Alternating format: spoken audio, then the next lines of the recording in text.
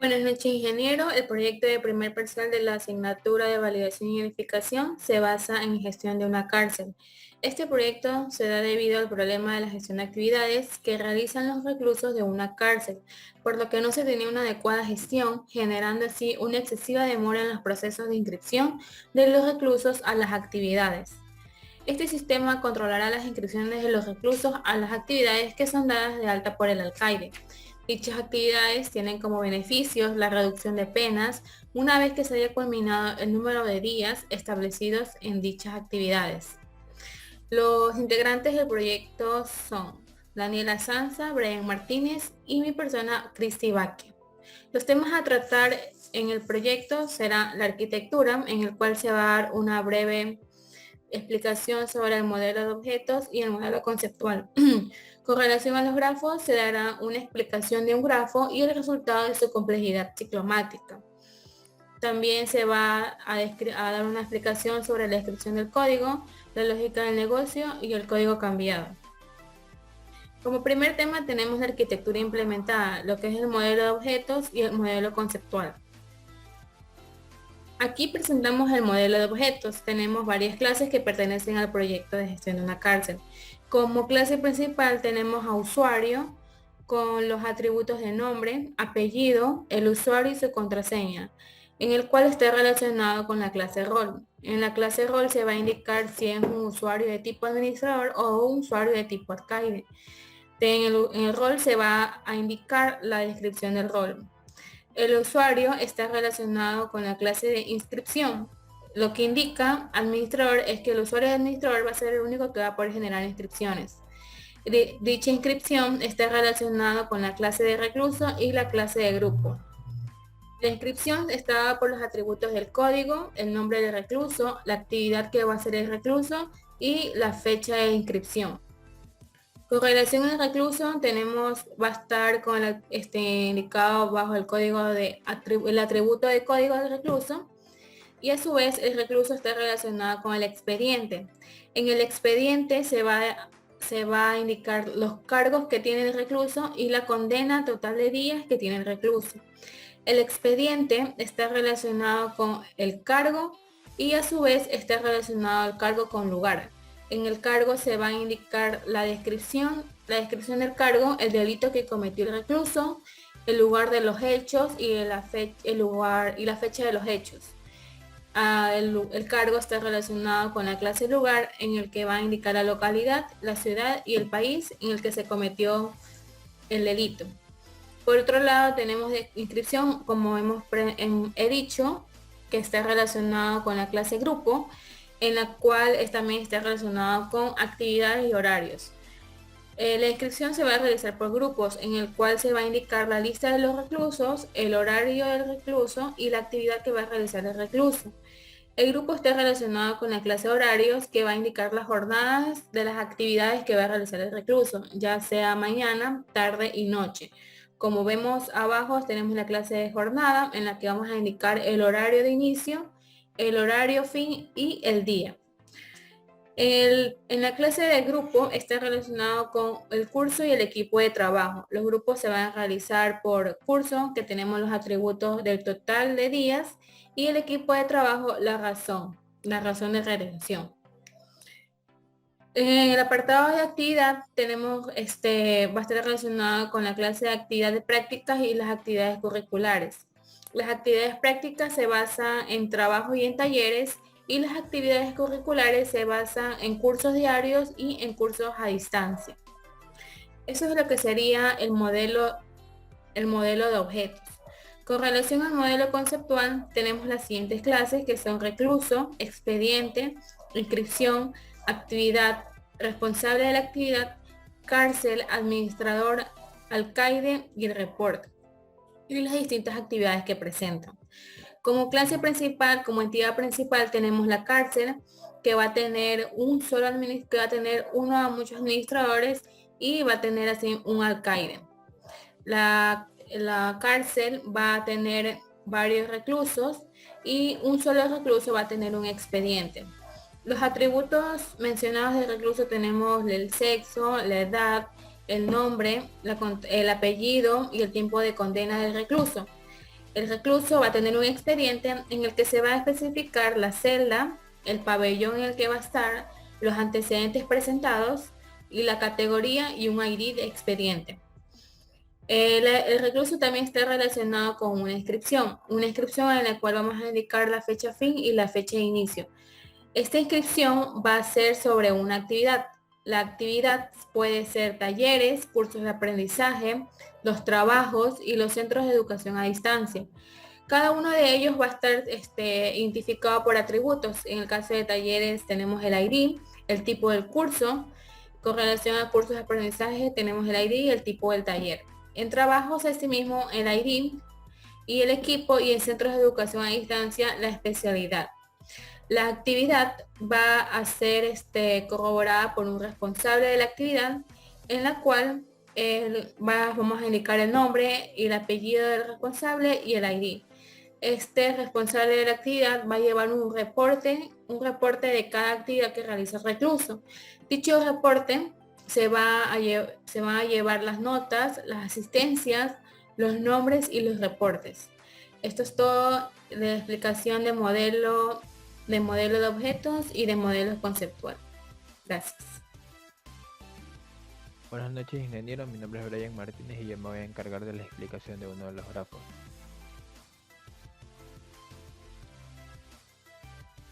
Bueno, el método que yo elegí es el login. Primero voy a hacer la explicación del código. Este login es un método privado en el cual se le está pasando dos parámetros, el de usuario y contraseña.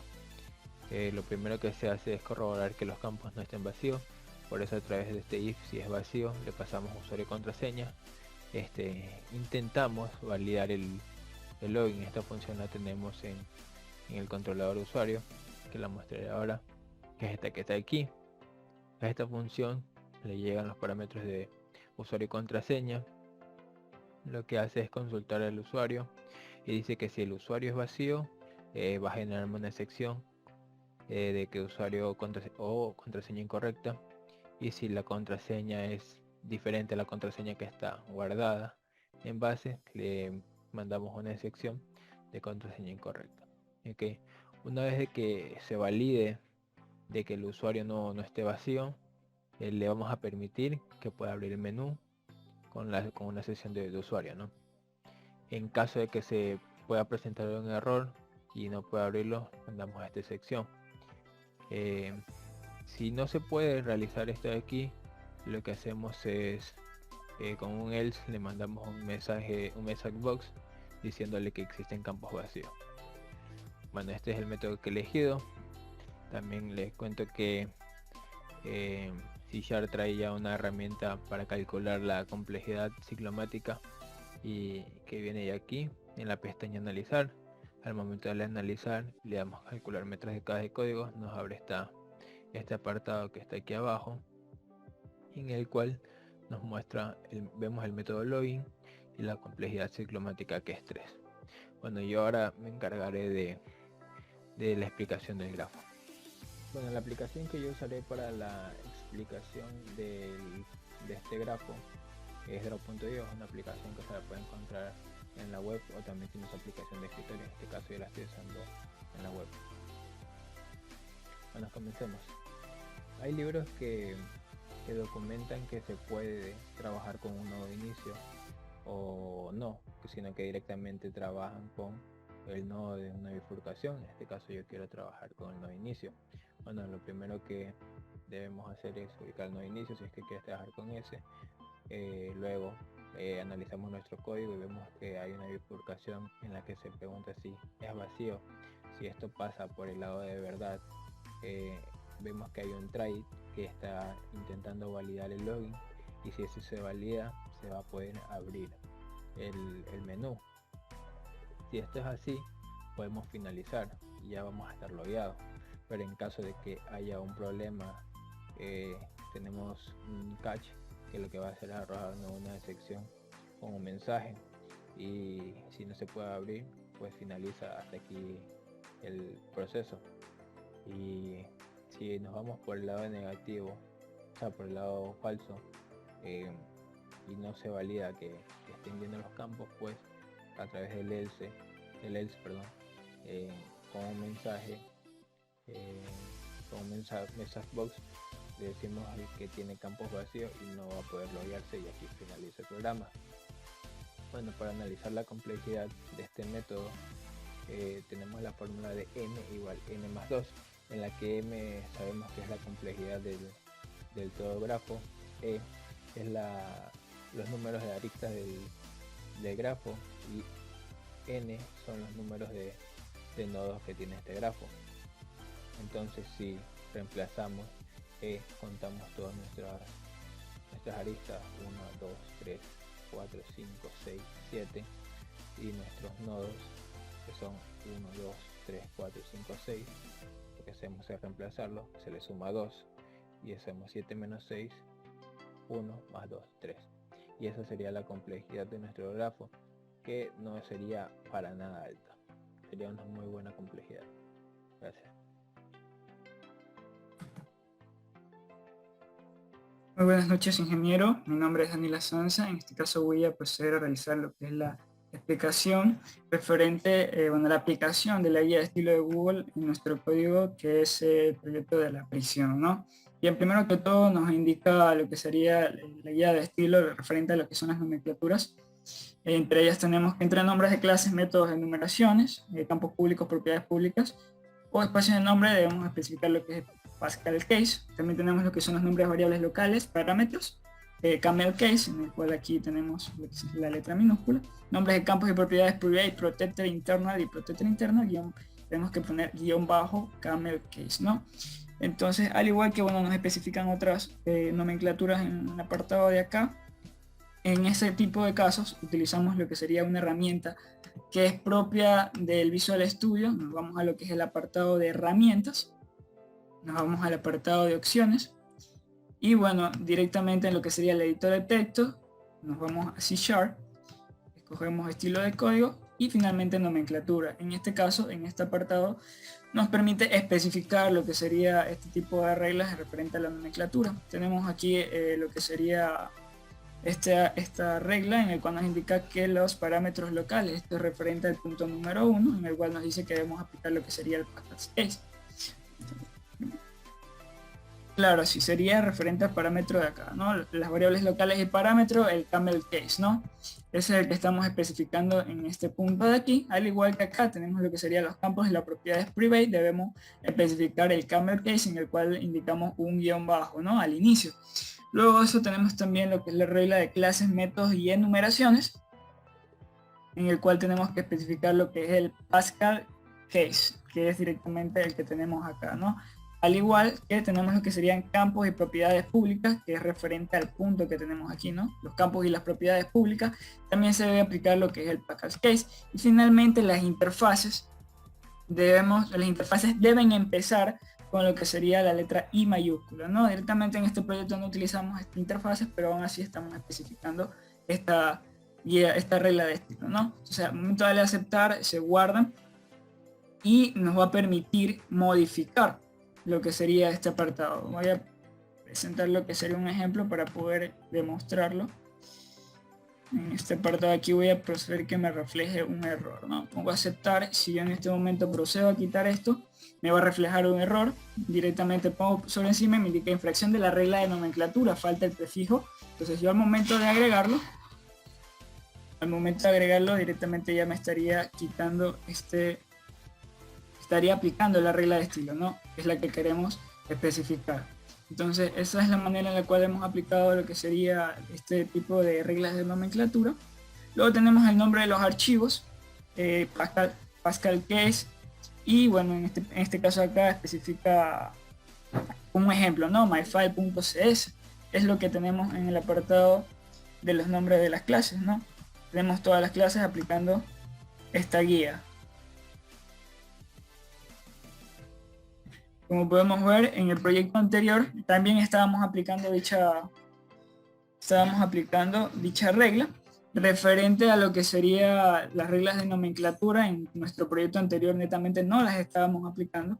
Como podemos ver, no tenemos el guión bajo en este apartado, al igual que en las demás clases, ¿no? Por ejemplo, Esta de aquí es una clase de interna, por lo tanto también debería llevar lo que sería un guión bajo, a pesar de ser private en una clase interna. Es un dato de tipo interna, ya que en C# cuando no se especifica el tipo de dato, entonces C# lo toma por defecto como interna, ¿no? Entonces tendríamos, en este proyecto anterior no tenemos aplicado este tipo de reglas de estilos, ¿bien? Ahora vamos a proceder a verificar lo que es la organización. En este caso nos indica que la organización dentro de los pedidos de los miembros de clase deben ser clases unidades, enumeraciones de legados, campos estáticos.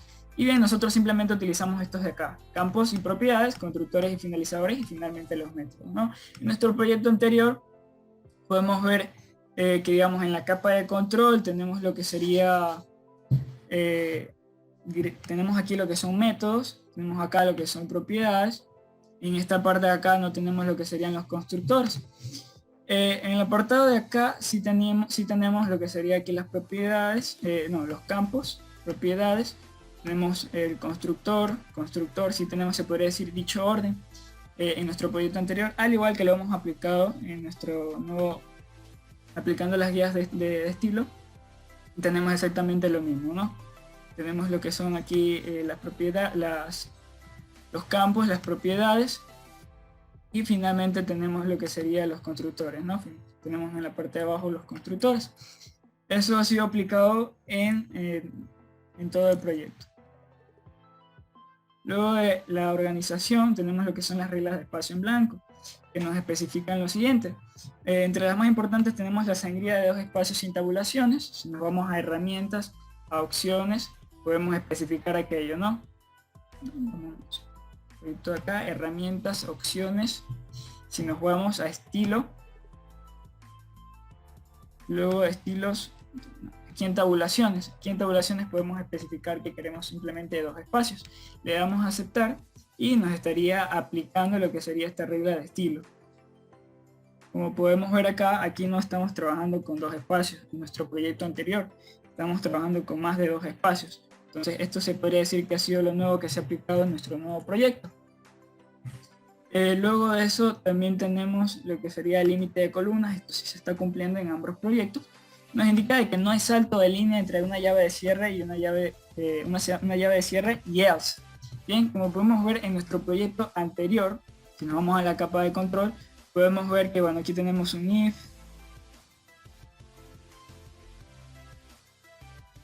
bien, en este apartado de aquí, e incluso no estamos utilizando llaves. Si buscamos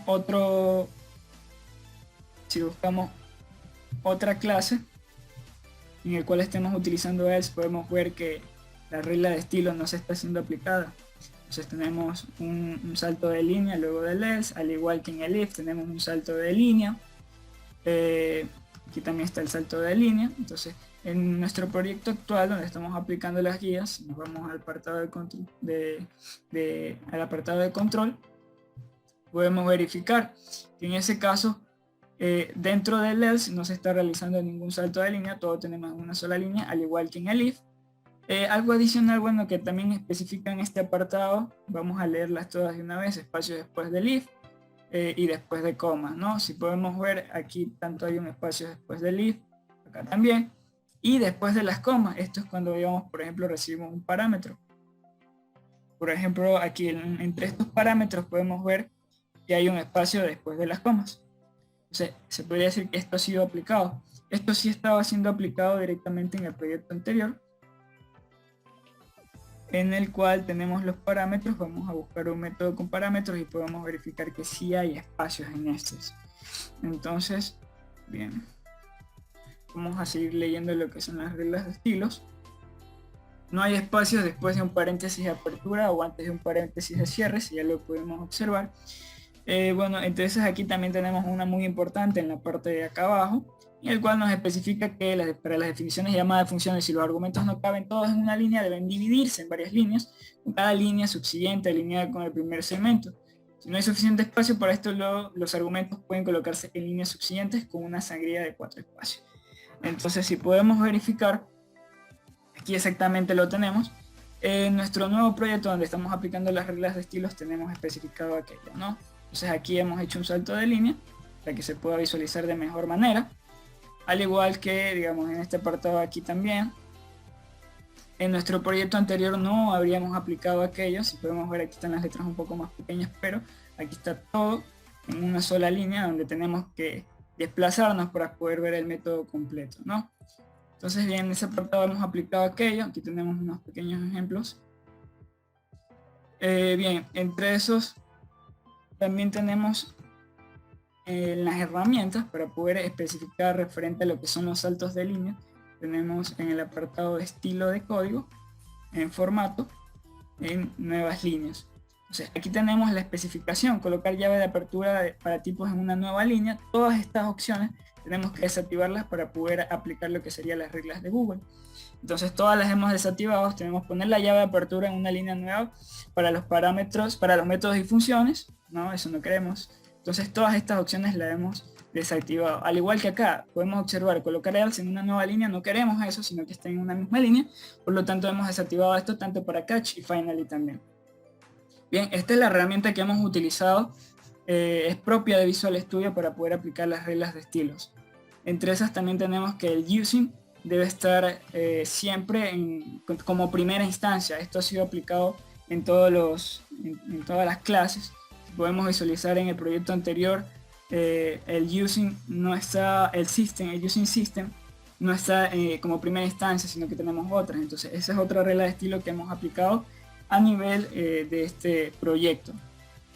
Podemos verificar otro tipo de especificación, como por ejemplo en la parte de acá nos indica que, bueno, cuando tenemos estos argumentos, estamos pasando argumentos y no sabemos qué tenemos o de qué tratan estos argumentos, lo que se hace es utilizar de esta manera para poder asignar los valores al objeto.